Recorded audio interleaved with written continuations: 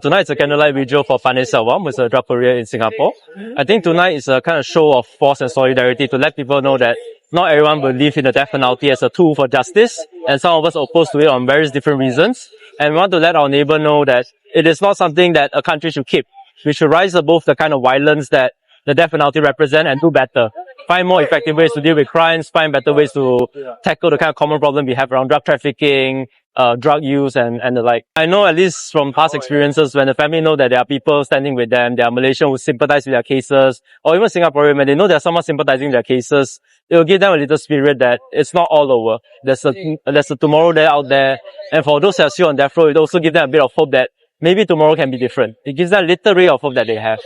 And personally, to me and my NGO Hayat, the way we look at it is, we like to think that we are moving towards human rights in Malaysia. We abolish the mandatory death penalty on ground of human rights. But for Singapore, it's a very different dynamic, and we have to understand that that is their reality.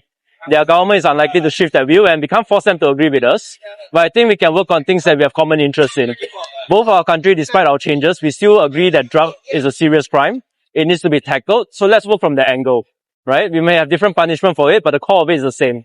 And like it or not, Malaysia, we are the bad guys here because we are the ones sending drugs into Singapore, right? It's a small country, they're not going to grow heroin out of nowhere.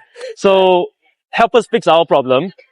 Help us, give us resources and information and access to drug couriers in Singapore that can tell us who are the syndicate, who are the Tokan Darab in Malaysia, so that we can at least find them, arrest them if necessary, and work it out. Find a solution that works. So we've been speaking to both sides. We have engaged with the High Commission before to raise this idea, whether it's possible for us to have a joint task force for investigation. Because what we told them is, if I report a drug crime, an inspector in our balai will take the report. Same for them.